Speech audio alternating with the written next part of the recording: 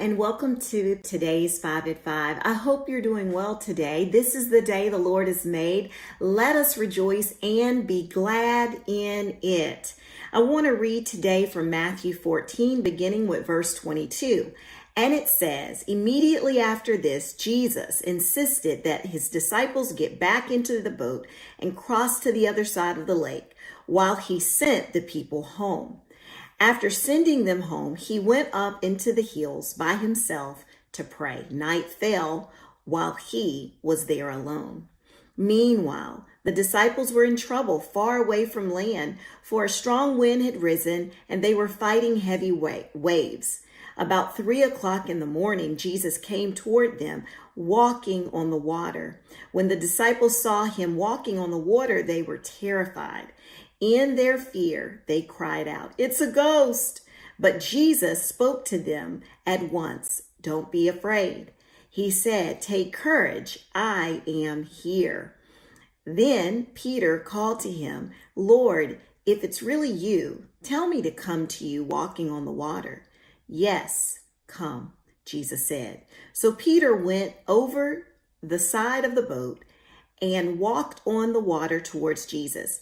But when he saw the strong wind and the waves, he was terrified and began to sink. "Save me, Lord," he shouted. Jesus immediately reached out and grabbed him. "You have so little faith," Jesus said. "Why did you doubt me?" When they climbed back into the boat, the wind stopped. Then the disciples worshiped him. "You are really the Son of God," they exclaimed. This is so full, so much meat, so much we can learn from these verses. And let's talk about that now. Let's go back to the beginning at 22. And it says, immediately after this, Jesus insisted that his disciples get back into the boat and cross to the other side of the lake while he sent the people home. After sending them home, he went up into the hills by himself to pray. Night fell while he was there alone. Meanwhile, the disciples were in trouble far away from land, for a strong wind had risen and they were fighting heavy waves. Let's stop there and look at this. I find this really interesting. It says Jesus insisted that his disciples get back into the boat and cross to the other side of the lake. You know, Jesus is all-knowing. He is all-knowing, all-wise. He knew what was ahead of them, but he insisted that the disciples get into the boat and cross to the other side of the lake. There's a lesson here for us that even when we are following our good shepherd, where he leads us, it doesn't mean that there's not going to be trouble where we go. Opposition, oppression, difficulty, frustration, all kinds of things may be there, even in our obedience. There's this belief that if I'm obedient, then everything is going to be okay and it's going to be smooth sailing, but not so. It's like when the Holy Spirit led Jesus into the wilderness for those 40 days and 40 nights to pray. And what happened there? He was tested and tempted by the devil. And so what we have to remember is that though we are obedient, sometimes even in that obedience, there'll be difficulty and distress. The other thing I want to point out here is that it says that after he sent them away, he went up in the hills by himself to pray. And that just shows again our desperate need for time alone and time to pray. We have got to move away from the crowd. We have to, even those were his intimate circle, to be alone. We have to prioritize prayer, prioritize time alone with the Lord. This is critical, and we see this example that Jesus sets before us. Now, as we continue, it says about 3 o'clock in the morning, Jesus came toward them walking on the water. When the disciples saw him walking on the water, they were terrified. In their fear, they cried out, "It's a ghost." So here we see the disciples, they're in trouble. We already know that. They're overwhelmed, distressed. They're in a storm. God leads us and we can find ourselves in storms. They're in a storm. And then they see Jesus walking on the water, but they don't know it's him, and they become afraid.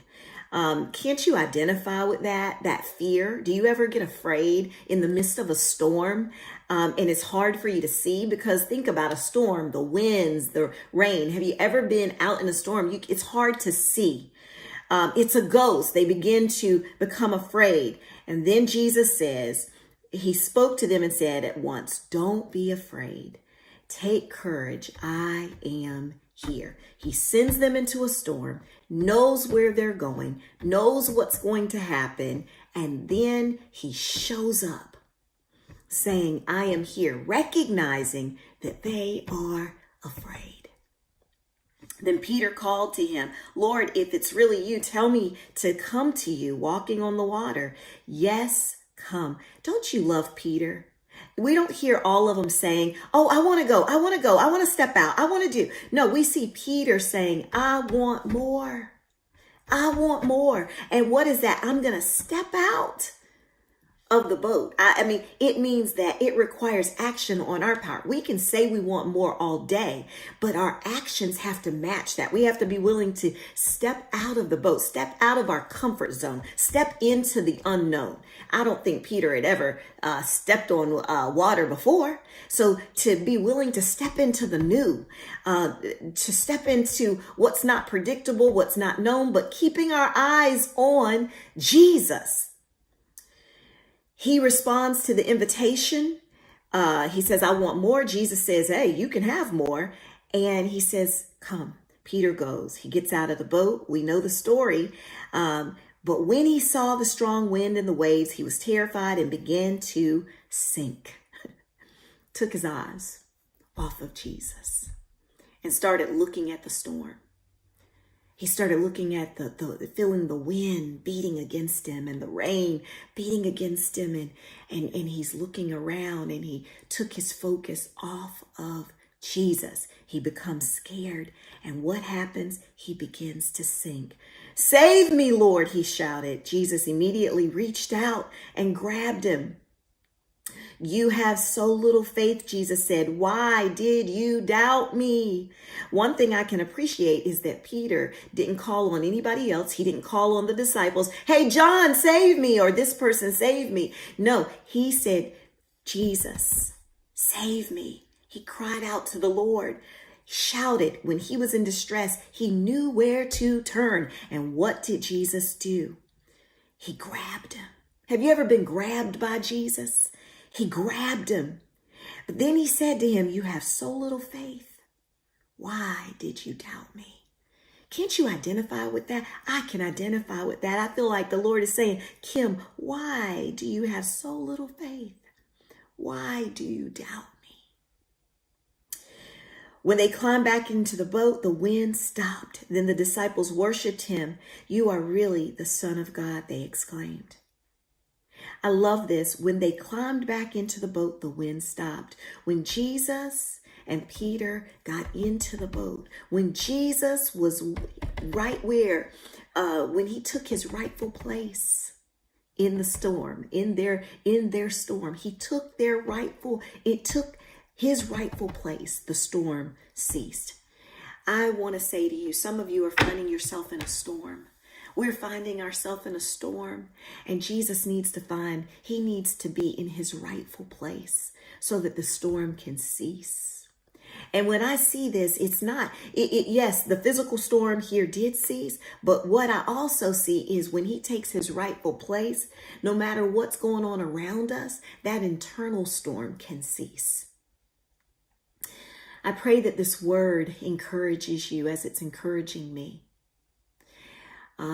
Be blessed. Share this word with someone else. And because remember, we're not blessed just for ourselves, but we're blessed to be a blessing. I look forward to seeing you on the next 5 at 5 or the next 10 at 5. This is really the next 10 at 5. But I hope you enjoy it. I know it's what the Lord gave me to give to you. Be blessed.